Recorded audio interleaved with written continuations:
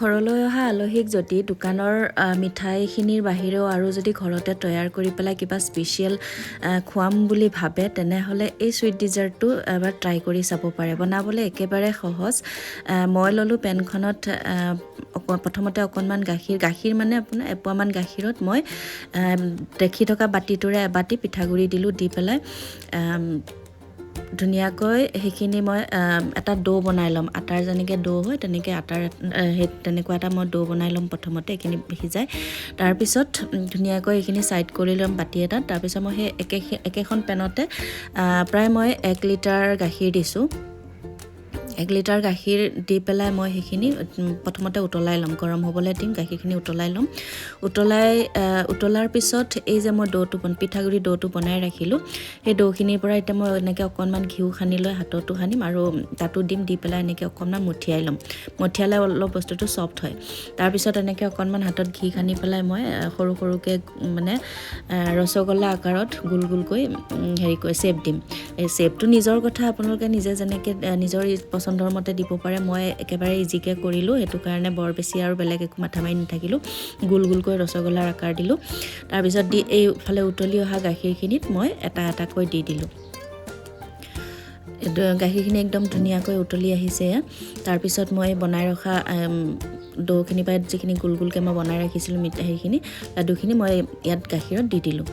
দি পেলাই খালি লৰাই থাকিব লাগিব, নহ'লে পটককৈ হয়তো তলত লাগি যোৱাৰ চান্স এটা থাকে। বহুত ঘনাই লৰাই থাকিব লাগিব। তাৰপিছত লৰাই আছোঁ, দেখিছেনে ফুলে কি ধুনীয়া। মোৰ লাডুকেইটা সৰু সৰু আছিল কিন্তু খুব ধুনীয়াকৈ ফুলিছে জানেনে। তাৰপিছত মই দিলোঁ অকণমান প্ৰায় 3 চামুচমান শুকান নাৰিকলৰ গুড়ি। আপোনালোকে কেঁচা নাৰিকলৰ গুড়িও দিব পাৰে, সোৱাদটো বেছি টেষ্ট হয় কেঁচা নাৰিকলৰ গুড়িটো দিলে। কিন্তু মোৰ তাত যিহেতু কেঁচা নাৰিকল নাছিলে, সেইটো কাৰণে মই শুকান নাৰিকলে দিলোঁ। তাৰপিছত সোৱাদ অনুসৰি চেনি, গুড়ো ব্যৱহাৰ কৰিব পাৰে। মই চেনি দিছোঁ। তাৰপিছত দি পেলাই ধুনীয়াকৈ আকৌ লৰাই থাকিম। একদম মানে পূৰা ভালকৈ লৰাব লাগিব যাতে তলত লাগি নাযায়। তেনেকুৱাকৈ খুব ঘনাই লৰাই থাকিব লাগিব। আৰু এনেকৈ কি ধুনীয়াকৈ ফুলি আহিছে দেখিছেনে, একদম ৰসগোল্লাৰ দৰে ফুলি আহিছে। বনাই থাকোঁতে মনটো মোৰ বিৰাট ভাল লাগি গৈছিলে। তাৰপিছত মই দিলোঁ প্ৰায় 3 চামুচমান কণ্ডেন্স মিল্ক সোৱাদৰ কাৰণে দি পেলাই। আৰু একেবাৰে সহজ, মই কৈছোঁ নহয় বনাবলৈ, আৰু খাবলৈও খুব সুস্বাদু হয় আৰু বনাবলৈও ইজি। আৰু গোটেইকেইটা বস্তু আমাৰ ঘৰত থাকেই নৰ্মেলি, হয় নহয়। গাখীৰ থাকে, পিঠাগুড়ি এতিয়া বিহুৰ সময়তো প্ৰায় থাকিবই চবৰে ঘৰত। একেবাৰে শেষত মই অকণমান আৰু ঘিউ দি দিলোঁ তাতে, গৰু ঘিউ। তাৰপিছত কেশৰ দিলোঁ কালাৰটোৰ কাৰণে, আৰু দেখিবলৈও অকণমান ধুনীয়া হ'ব আৰু তাৰ কাৰণে মই কেশৰ দিলোঁ। দি ফাইনেলি হৈ গ'ল। দেখিছেনে কি ধুনীয়া এটা কালাৰ আহিছে আৰু ইমান ধুনীয়া। মই বাৰে বাৰে কৈছোঁ ফুলি আহিছে বস্তুটো।